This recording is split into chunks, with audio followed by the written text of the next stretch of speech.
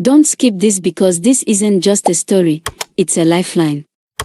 This is the truth about a girl who was thrown away at birth, was found pushing a wheelbarrow of rice into her final exam, and defied a lot no one thought she could escape. If you believe that character is built through struggle, you need to hear this. Smash the like button and subscribe, because this is the story that proves that character is the greatest asset. The Abandoned Twin. In a dusty village where old customs were still whispered on the wind, a fear of the unknown ran deeper than any river. Here, a twin birth was not a blessing, but a curse, a bad omen that could bring ruin upon a family. And so, on the day she was born, Nkechi and her twin sister were separated. Her sister was kept, a difficult decision born of desperation, but Nkechi was left on the outskirts of the village, a tiny bundle abandoned beneath the great, gnarled roots of an iroko tree.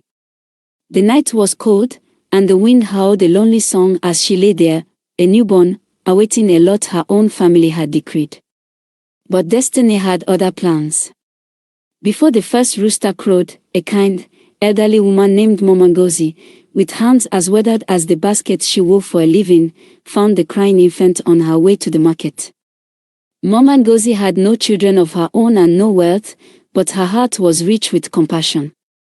She took the baby home, swaddled her in her own worn wrapper, and gave her a name that meant God's own. Mama Ngozi struggled to care for her small hut and meager earnings barely enough to sustain them. She would work from sunup to sundown, her joints aching and her vision blurring, just to put a small bowl of cassava on the table. Nkechi learned the value of every grain of rice, every spoonful of stew. As she grew, she watched Mama Ngozi's silent suffering and understood that she had to find her own way. Her life was a series of hard, backbreaking jobs, carrying heavy gourds of water from the stream, hawking fruits in the scorching sun, and doing menial labor for families who saw her as little more than a tool. She would return home with feet swollen and sore, and sometimes with bruises from the callous hands of those who saw her as less than human. But she held on to the kindness of the woman who saved her, a fierce and enduring love that fueled her spirit. The entrepreneur on wheels. Years passed, and Nkechi discovered a talent for cooking. Her buns were light and fluffy, and her jollof rice was fragrant and rich with flavor. With the last of her savings, and a small, rusted loan from a market trader who admired her spirit, she bought a large pot, a small stove, and a heavy, clunky wheelbarrow. Her life became a relentless cycle of toil. She would wake before the first rooster crowed, the only light the faint flicker of a kerosene lamp, preparing her ingredients in the dark. By dawn, she would be out on the busy street corner, pushing her pots and pans in her heavy wheelbarrow. The sun beat down on her, the fragrant steam of her rice mixing with the city's cacophony of noise, the blaring horns, the shouting vendors, the clamor of 1,000 stories. She learned to read the faces of customers, to know who was genuinely hungry and who was trying to cheat her. She had to fight for her spot every day, to stand her ground against others who saw her as competition. The meager profits she made went toward a single, burning goal, her education. She enrolled in a local college, paying her tuition and fees with coins stained with sweat and the residue of oil. She pushed her body and mind to their limits, studying late into the night, her books illuminated by the weak light of a kerosene lamp after a long, exhausting day of work.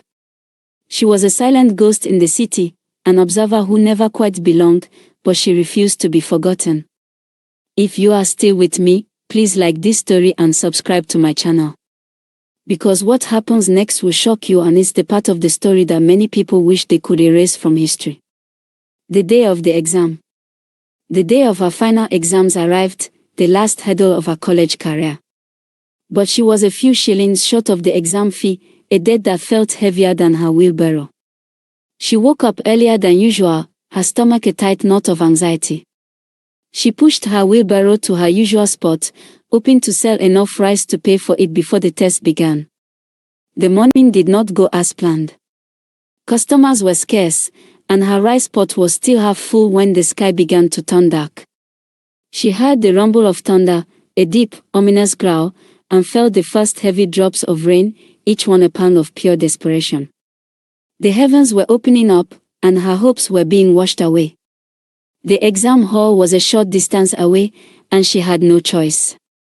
She couldn't abandon her source of income, her only way to pay for school. Pushing the heavy wheelbarrow as fast as she could, she raced against the storm, her worn slippers splashing in the sudden puddles. She arrived at the exam hall just as the rain began to fall in sheets, drenched and exhausted. With no other place to go, she wheeled her pot of rice directly into the exam hall, the loud, jarring squeaking of her wheelbarrow a stark, awkward sound in the quiet room. Students looked up, their faces a mix of confusion and annoyance. The invigilator, a stern-looking man, glared at her with a look of pure disapproval. Nkechi didn't flinch. She placed the wheelbarrow and the pot of rice in the corner of the classroom, the tantalizing aroma of her jollof rice filling the air. Then, trembling with fatigue, she took her seat and began the exam. After the exam, the students, famished and impressed by her determination, surrounded her. They hadn't eaten all day, their hunger forgotten in the frenzy of the test. The smell of her delicious rice was too tempting to resist. The invigilator, who had initially been annoyed, watched as one by one, the students formed a line. They bought her rice, thanking her for saving them from their hunger that evening. In a single hour, her entire pot of rice was gone, and she had more than enough money to pay for her exam fees and the next semester's tuition. Her story became a campus legend, a powerful testament to her unwavering spirit. A new life. Nkechi graduated with flying colors. Her story earned her the respect and admiration of her peers and professors alike. She went on to find a lucrative job at a major corporation. With her fierce intelligence and unyielding work ethic, she quickly rose through the ranks. She started as a junior analyst, then became a team leader, a manager, a director, and finally, the managing director of the company. The girl who was thrown away was now a symbol of hope and a powerful figure in the business world, a testament to the fact that her destiny was her own, not a curse. She never knew her parents, the ones who had feared the bad omen of twins. She never sought them out. But life had come full circle. The girl they had thrown away was now a living legacy. The legacy. Now, as a successful woman, Nkechi often speaks to young people about her journey. Her voice, soft yet powerful, carries a message of hope and resilience. My parents threw me away, but they could not throw away my character, she tells them. I pushed a wheelbarrow with a pot of rice into an exam hall. It was a moment of shame and desperation, but it was also my greatest victory. It taught me that there is dignity in hard work, no matter what. Do not let your circumstances define you. Your life is a wheelbarrow, and you must push it yourself. The world may watch and be amazed, but in the end, you are the one who will reap the rewards. In the end, your character will be your legacy.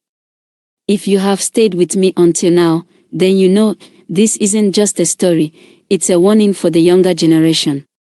Let me know what you think in the comment. Like this story and subscribe to my channel to share this lesson with others.